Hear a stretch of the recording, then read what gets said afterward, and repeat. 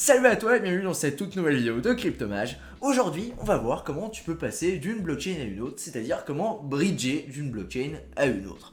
Je suis sûr que ça t'est déjà arrivé, tu as des jetons sur une blockchain et tu as envie de les avoir sur une autre. Peu importe les raisons, ça peut t'arriver, il peut se passer je ne sais quelle chose et tu as envie de participer à quelque chose sur une autre blockchain. Par exemple, disons que tu as des tokens qui sont sur la blockchain Ethereum et que tu as envie de les faire placer sur la blockchain Avalanche. Tu as envie de faire ça, mais tu ne sais pas encore comment faire. Eh bien, dans cette vidéo, on va voir comment on peut utiliser un système de pont qui te permet de passer d'une blockchain à une autre. En même temps, tu as pu admirer mes talents en tant que dessinateur. Tip top, on va voir plusieurs solutions. La première, c'est tout simplement d'utiliser Binance. Je vais pas te faire exactement l'exemple d'aller de Ethereum directement vers Avalanche, mais je vais te montrer comment ça se passe concrètement. Tout simplement, tu peux, par exemple, si tu as des cryptos sur Binance, par exemple ici j'ai des FTM, je vais prendre mes FTM et je vais vouloir les retirer.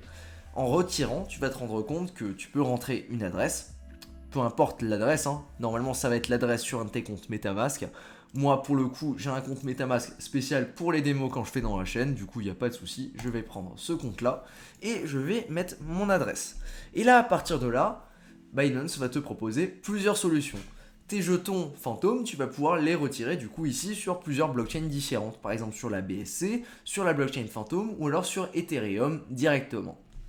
Voilà, maintenant tu peux, en utilisant ça en fait, peu importe les tokens que tu vas avoir, tu peux les retirer sur différentes blockchains.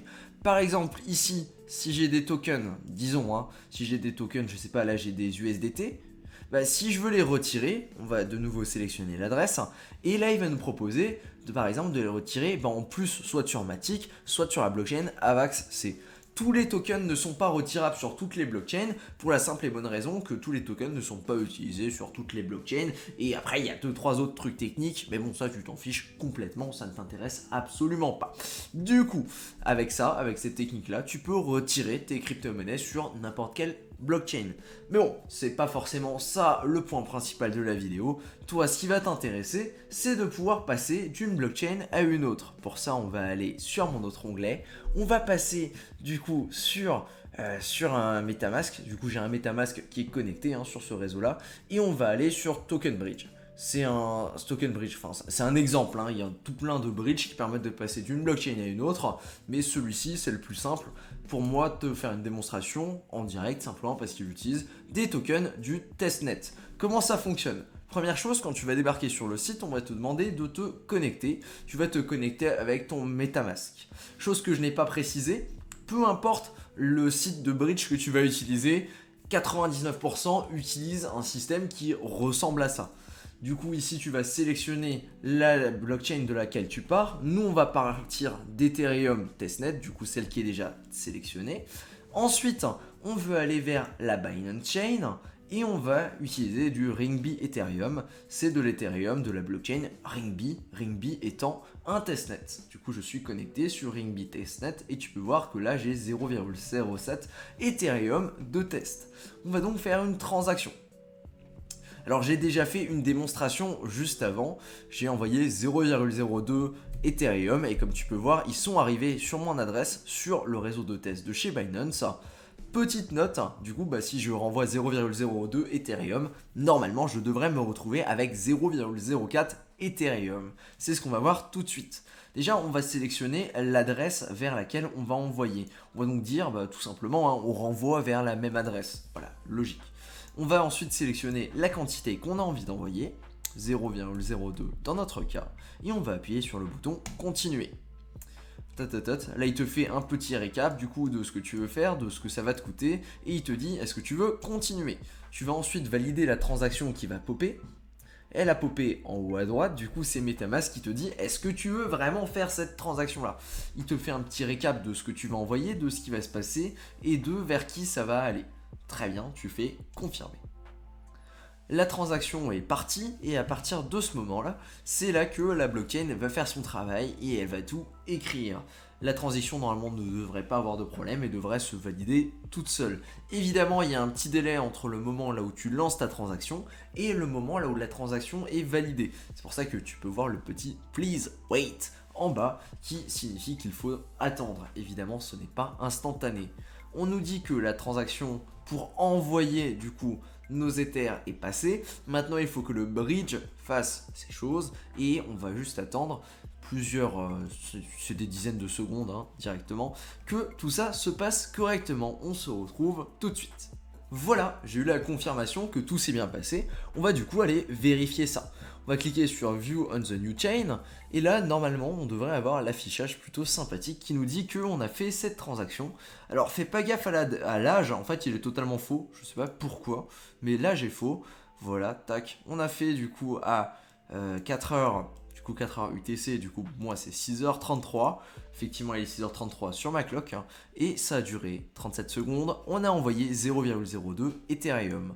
On va donc aller directement sur Binance Smart Chain Test, et on va vérifier que je suis bien à 0,04 Ether, et comme tu peux le voir ici par magie, on est du coup à 0,04 Ethereum qui ont été reçus sur la blockchain de test. Tu feras pas gaffe au nom là où il y a écrit des bridges Ethereum, c'est tout simplement parce qu'on est sur la blockchain de test et qu'ici ils n'ont pas le même nom. Voilà.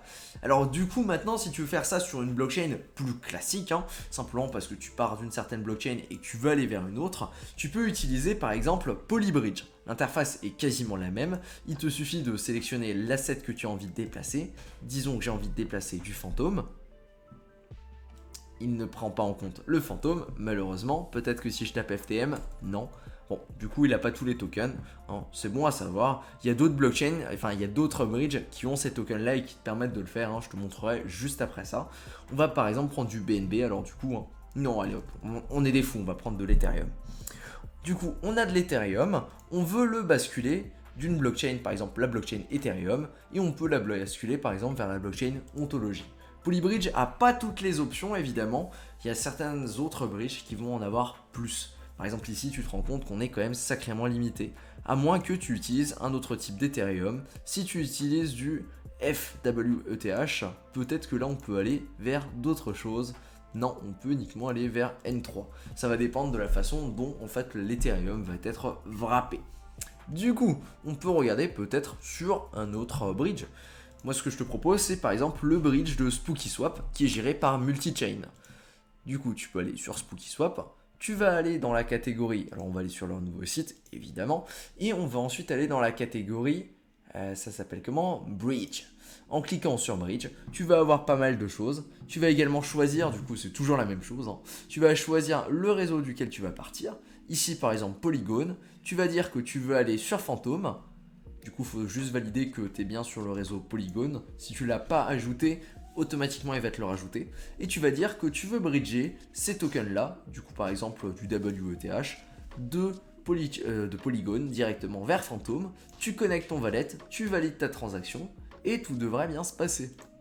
De la même façon que ça en général c'est géré sur Multichain, me semble que c'est, ouais voilà, Powered by Multichain. Du coup ça c'est l'interface gérée par SpookySwap, mais l'original c'est Multichain Bridge, et on va regarder ça tout de suite.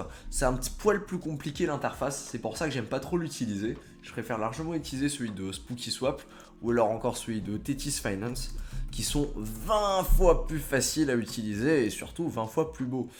L'UX, l'UI, vous avez beau dire les gars, mais ça fait absolument toute la différence. Voilà, juste le bridge de Tethys, exactement la même chose, très très simple.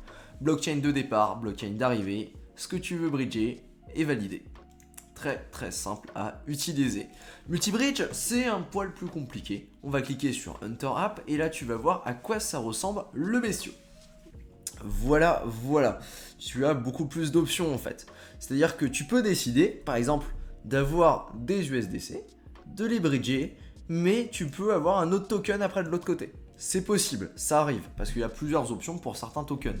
Ça peut dépendre, par exemple si on veut mettre de l'Ethereum, et qu'on veut bridger aussi de l'Ethereum, on va peut-être sélectionner ici, je sais pas, on veut les mettre sur Syscoin.